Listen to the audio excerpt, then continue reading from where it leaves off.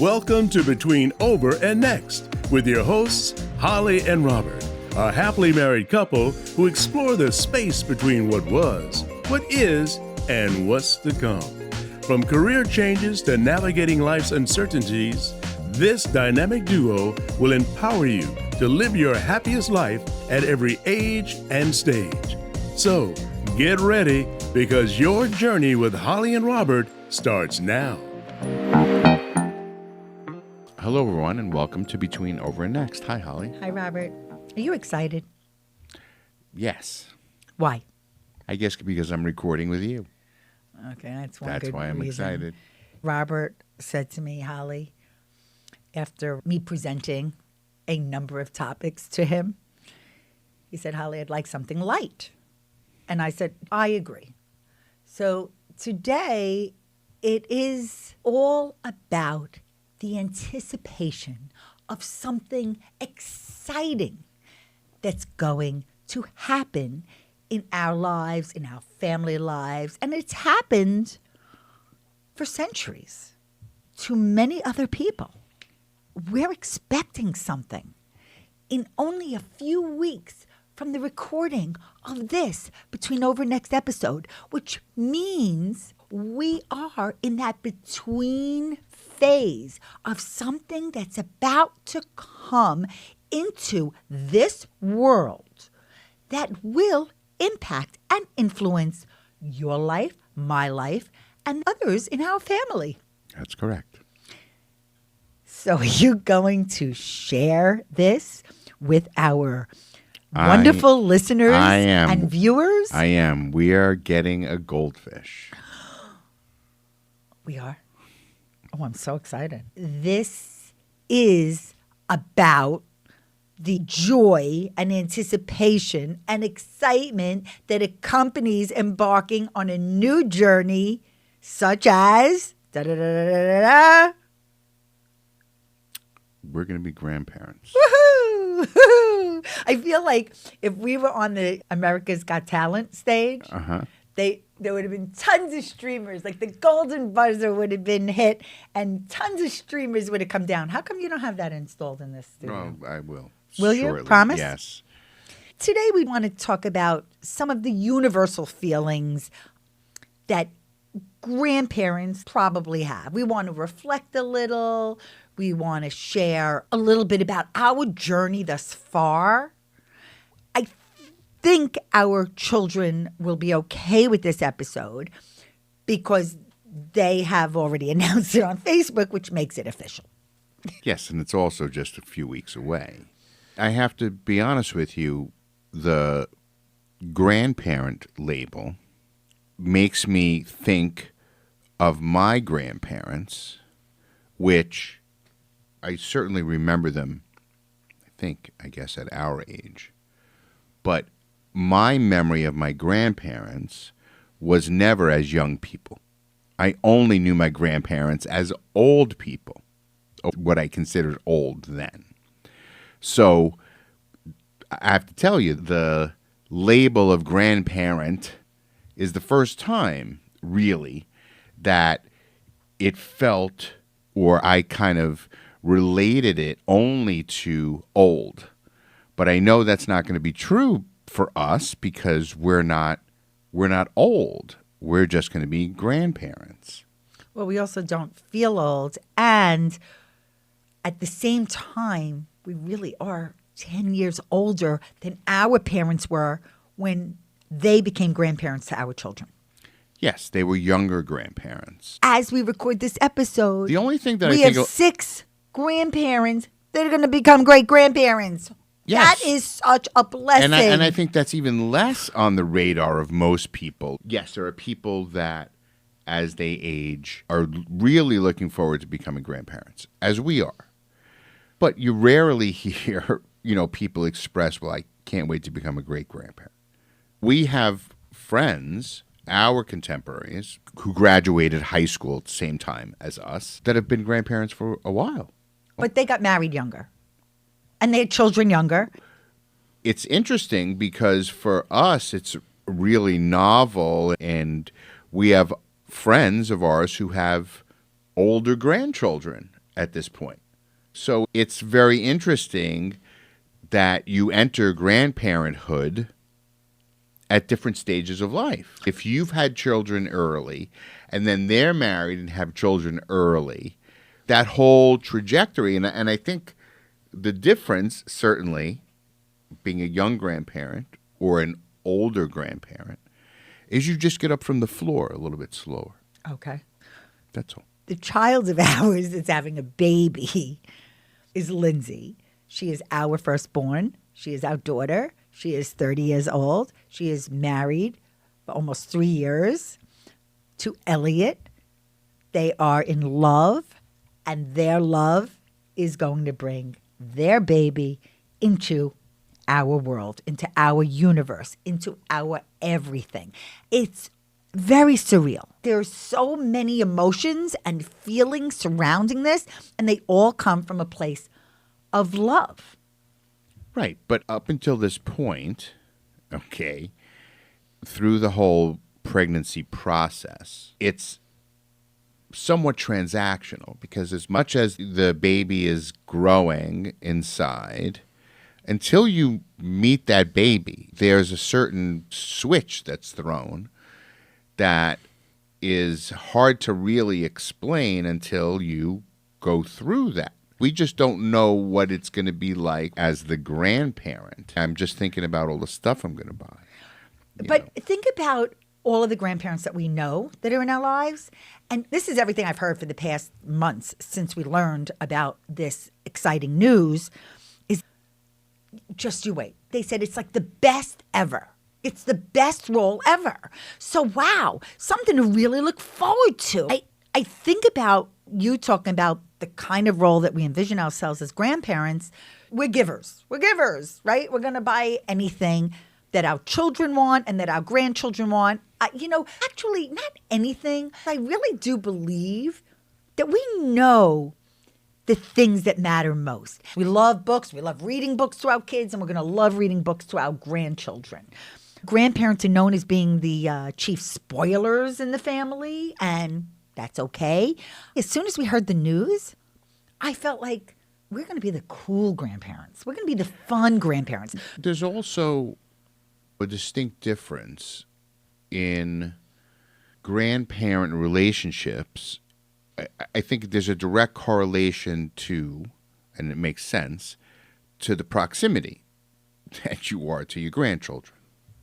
And this is not by any means universal, but I just think that the closer you live to your grandchildren, the better chance, hopefully, I hope this is true for most people, the more you'll see your grandchildren or grandparent. And maybe have a deeper connection with them because of the time you spend together. Correct. And I think the value becomes the routines, the everyday interactions, whether it's a quick phone call or even a FaceTime or coming over. Like we have a neighbor, their granddaughter comes over, it seems like in the afternoon after school for a couple hours, like an hour or two.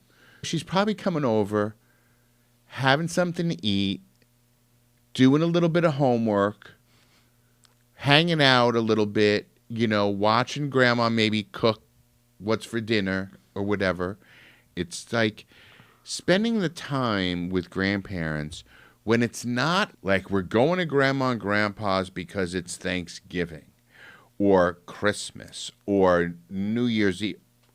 Yes, those special times are great, but it's the mundane, the everyday of the it's not a big thing. It's just hanging out. It's just being with. That to me is the real value. I remember even when we moved from Brooklyn to Staten Island, in the summertime, we drove back to Brooklyn to hang out like almost every day. So why don't you just tell everybody about your grandparents? I didn't have a close relationship with my father's parents. Where did they live? They were in Brooklyn. And I think part of it was a little bit of lifestyle. My grandfather was Orthodox Jew, and he was very observant. and was close to home because he went to shul and all of that. So our time spent with them was more kind of holiday time. I remember going to my father's parents on the holidays and spending time there when it was like special times, wasn't the everyday times that I had much more with my mother's parents.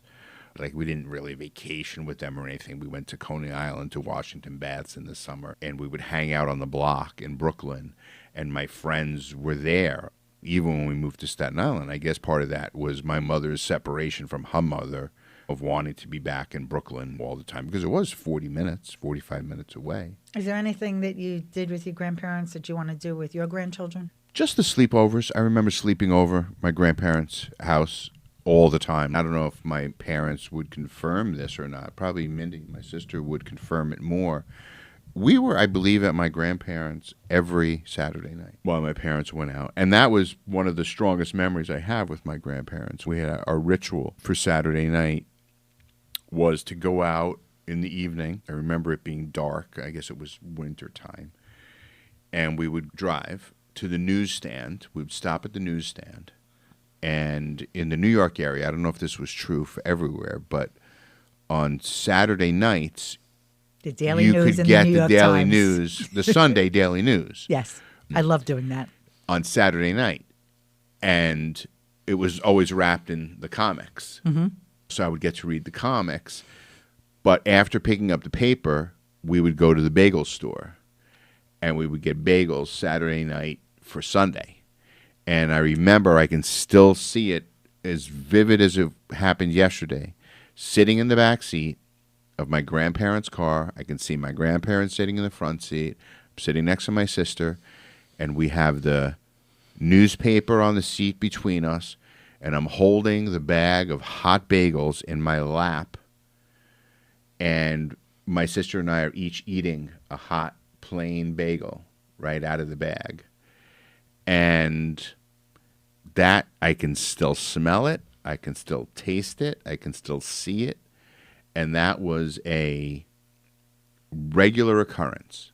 What about your with my relationship? grandparents. What about your relationship as you got older? Because when we got married, we only had two grandparents that were with us that walked down the aisle. Your grandpa David and my grandma Ray. Yeah. My father's mother died when we were young. I don't know if we had even moved to Staten Island yet.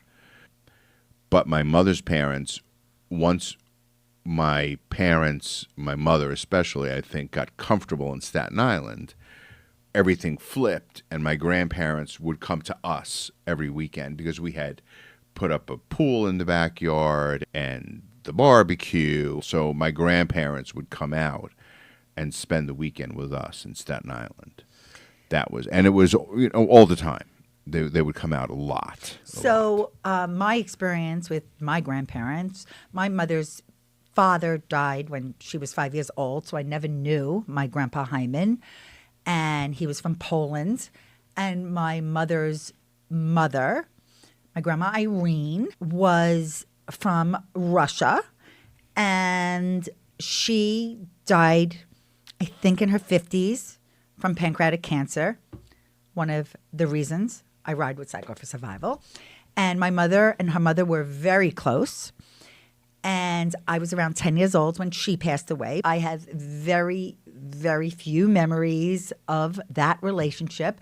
My father's parents, my grandma Ray and my grandpa Aby, and I did call all of my grandparents grandma and their first name, or grandpa and their first name. So I had my grandma Irene, who passed away when I was around 10, and that was in Brooklyn. And then I moved to Long Island with my parents. And then my father's parents lived in Brooklyn near Kings Plaza in a really nice house. My grandma Ray and my grandpa Aby, my father's parents, we saw them, I'd say regularly. We mostly went out for dinner. I do not remember my grandma Ray ever cooking a meal. My grandparents always sent a check for back to school, for Hanukkah, for birthdays. I just remember spending time hanging out at our house with our family members and my cousins. That's what I mostly remember with my grandparents. Different when our parents became grandparents. My parents watched our kids a lot, especially when we traveled for when you were speaking. And we went to your parents all the time. We hung out, whether it was for holidays or otherwise. And we always got together with your sister and the kids. And that's why the cousins are so close.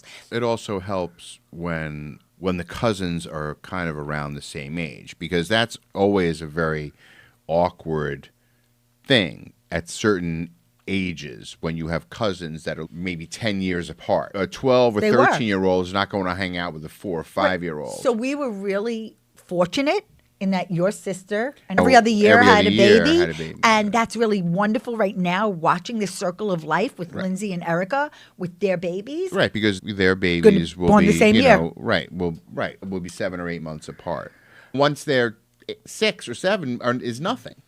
They're essentially the same age. When I think about the moments that I definitely want to continue, that I think about from generation to generation, is I think about all the birthday parties, the holidays. Hanukkah was always special at your mother's house when the kids were small. So many presents and gifts and toys. The holidays are important, but I really believe it's the in-betweens. It's the regular stuff. It's the Saturday night, just hanging out, watching a movie, eating pizza, making English muffin pizzas in the toaster oven, going to the refrigerator after dinner and being able to take a big piece of chocolate off of the chocolate bar that they kept in the drawer in the refrigerator. We have these pictures with the kids helping grandfather shave. My father would put shaving cream on the kids' faces. That's a great photo. Of course, documenting the times of your life all along the way. When we were younger, especially once we had kids, we were making doubles of all the photos. A day, you could be taking countless photos and video of your children. Right. share. And I think that with grandchildren, there are certain qualities and certain things that you tend to do with your grandparents. And I've said this before, children are always watching and always observing. And I think back as a young person from early on would always be volunteering. I had hundreds of hours logged at Staten Island Hospital as a volunteer. I volunteered for March of Dimes walkathon. I think back to the fact that my grandmother was a huge volunteer. Jewish war veterans, the local political scene in Brooklyn. And I would watch and I would go with her during election time, going door to door, getting signatures, raising money, working with her at the polls. That's great. During the elections, back when there wasn't such restrictions, and I would be able to push the lever to reset the voting machine every time someone would go in. That's and very I impactful. couldn't wait Very to do it. And Robert. I know for a fact that my love for volunteering, sometimes to our detriment, is because of what I witnessed from my grandparents, my grandmother especially. She worked at the Veterans Hospital. She had her smock that she would wear was covered with pins signifying the hours, hundreds of hours. That's of time. wonderful. The cool thing also about being grandparents is sometimes is exposing your grandchildren to first. Like my mother took Lindsay to see Beauty and the Beast. That is something she will always remember. Other opportunities like going into New York City when my parents lived there. We used to wait Christmas Day. I remember my grandparents in line at Radio City to see the Christmas show. Cold for hours. But that's an awesome memory. Going to the museums, walking in Manhattan, going on a bus with them. Thing about Camp Visiting Day. All the grandparents came. Yeah. To see Lindsay and Alex and it the was cousins. a schlep, and it was like, oh my God. And Stony Brook, the hottest days. That's going to be us, my dear. Yes, yes. We're going to be schlepping But to Camp Visiting Day. I am revisiting the moments that our parents showed up, and they did. We really have to go to school. Camp Visiting Day? We're going to Camp Knowing what it is? We're going to Camp Visiting Day. Okay. Think about how our parents came to watch Alex's softball games. My parents had taken the kids to the circus. That's so awesome. You like doing that stuff. I love it. So we're going to want to do that. Right. And we may do it all together, and we may do it separately, depending on what it is. Those music and dance lessons, the recitals that you would go to, inviting the family, the grandparents. We're going to be those people that want to be invited to be part of their lives. A very special memory was when we were at Avon by the Sea. And I remember when my parents came and stayed with us. And that was such a special time together. And when your parents came and visited and we played bocce and we've gone bowling together as a family, when we went to the Nevele with your family, wow, ice skating and playing ping pong and miniature golf. So the overnight experiences become most memorable. Going to sleep and waking up in a different place with your grandparents at their house or them at your house. You like that when they get older too, but you know what? Another special memory is when the kids were adults going on the cruise for your father's 80th birthday 6 years ago. I mean, that was so special. What was your memory as a young adult with your grandparents? It's interesting because I was in my 20s when I think about that. You live under your parents' roof and you experience those family get-togethers. And then you go off to college. And I remember my grandparents visiting me at college. My grandparents never visited at college. My Grandma Ray and Grandpa Abe, my father's parents, they came to BU. They came to Boston. I remember I have a photo of it of my grandpa sitting on the steps at Faneuil Hall. I then moved into the city and I was kind of on my own journey in my 20s. I don't remember seeing my grandparents that much. There's something about affection between a grandparent and a grandchild. And my grandfather always used to rub my back. It was something I will always remember. Our parents collectively just love and adore and are so proud of our children. And they have very close relationships. So the relationship our children have with our parents is different than I had with my grandparents. Yes. And I think that part of that is the world we live in now. Familial relationships are further defined than they ever were before. And due to lots of things, grandparents now play a much different role in children's lives. Quite often, grandparents are raising their grandchildren. Or sometimes there are single parents that rely on grandparents. And there are certain cultures where in a household there are 3 generations living under the same roof. And grandparents are living and raising the children while the parents go out to work. My grandparents were very generous. Part of the role of grandparent is a kind of gift giving. Like knowing you could always get a certain thing from your grandmother's pocketbook. She always had certain mints with her. I would go to the Avenue with my grandmother and she'd take me to the toy store. When the running joke was, you could have anything you want in the store as long as it wasn't more than 99 cents. But back then, for $1, you could get a lot of stuff in the toy store. My grandparents, I remember always going out for Chinese food, and I remember my grandfather loving pistachio ice cream. My grandfather loved ice cream, period. My grandparents bought me my 1979 red Firebird. That was my first car, and that was an amazing gift. I hope that we'll be able to do stuff like that as well. Our parents and our grandparents are shaping the way we are ultimately going to approach grandparenting. The things we like, the things we don't like, the traditions that we want to continue. What's going to happen once this baby enters the Suslick world, there's going to be change. And we don't know how Lindsay and Elliot are ultimately going to want to parent. I know that we have been role models and they like a lot of what we do, but they're going to be creating their own path and do what they want, raising their baby. And I think as grandparents, you need to respect that. And you need to be flexible and meet them in the middle. You got to still be parents and guide and advise, but you do need to let them do it their way. And I think we've been very blessed that our parents have allowed us to do it our way. Open communication is key, but it's also about balance because we want to still continue sharing this podcast and playing pickleball and our own social life. But we want the space and the room to be able to enjoy the moments with our new grandchild. We're going to look forward to the babysitting and letting our children have the date nights like we had. We did have a babysitter or the grandparents watch the babies. That's important. Having a date night is important. And I'm looking forward to the babysitting. There's a whole new balancing act that's going to come into focus. Something that is so important, and Lindsay has said it to me, is how much she appreciates that we say 3 simple words. I love you. And it's important to say and exhibit that affection, but to say it.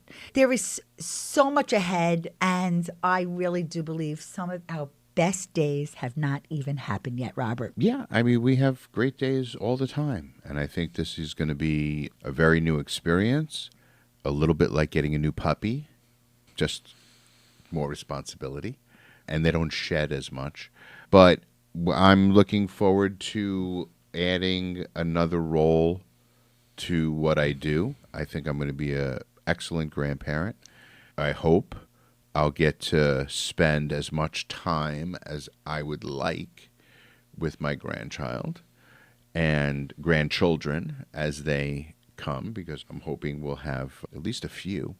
But it's nice to see our friends and our family going through similar experiences, and that's what life is about, because as we go through the different ages and stages, you celebrate different things, and generationally it changes, and some of it is brand new and some of it is new again and rather familiar. I would imagine that a lot of the technique of being able to keep a baby asleep in your arms, that motion will come back to me very quickly as I have my grandchild in my arms for the first of many times together. I'm looking forward to it. And I think you should really end this episode on the importance of documenting the times of our lives. Yeah, well, now there's no excuse, and I think people are much more apt to record, and it's not something that we have to remind people to do very much. Some people are doing it continuously.